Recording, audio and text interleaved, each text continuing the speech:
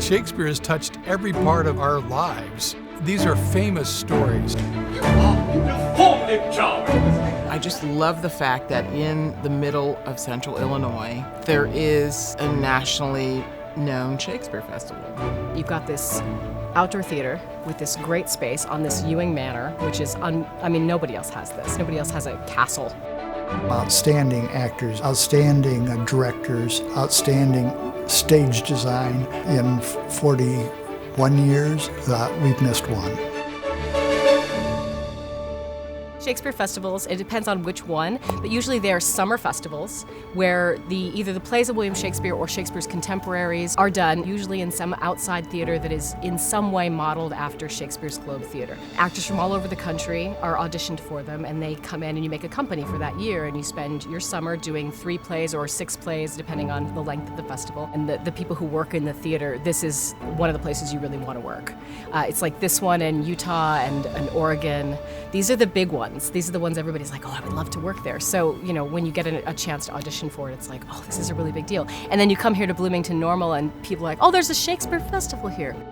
Our core acting company are paid actors. A certain number of them are members of the Actors Equity Union. This is the same union that covers Broadway theater in Chicago, and any other professional theater around the country. What it means for us is that we get quality, committed professionals that really know what they're doing. They take that text and really can make it come alive. And that's what we ask of our actors, to make the text come alive.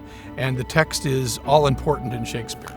There is a certain standard of quality, I think, across the board, because those of us who've chosen to do this and have been privileged enough to be actors and directors are 100% committed to it. There are interns, and also there are sometimes community members who work here, which I also think is quite egalitarian. You don't have to be a trained professional always, and because of that, I think most of the shows have a really good impact.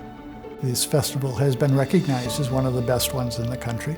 It's family-friendly, which is something else that is important, because Shakespeare is really for everybody. It's really very accessible theater. The stories are timeless. He was just had the ability to write in scripts that are as relevant today as they were at the time. During his time period, theater was for the people in the largest sense of the word. That's the feeling or the ethos here, is that it still is.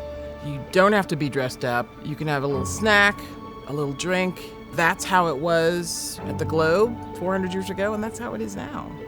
He wrote for people who were paying a couple pennies a head, and certainly the aristocracy was invited, and the royalty was invited, and they did court shows and things like that. But most of the people in that theater, if you count the bodies, were standing in the groundling seats, which aren't even seats. They're literally just standing. That's who it was for, and that's why there's so much direct address and talking to the audience in Shakespeare. It's like to communicate with those groundlings that are part of the show. There's always plenty of comedy in every show. Of course, there's beautiful language.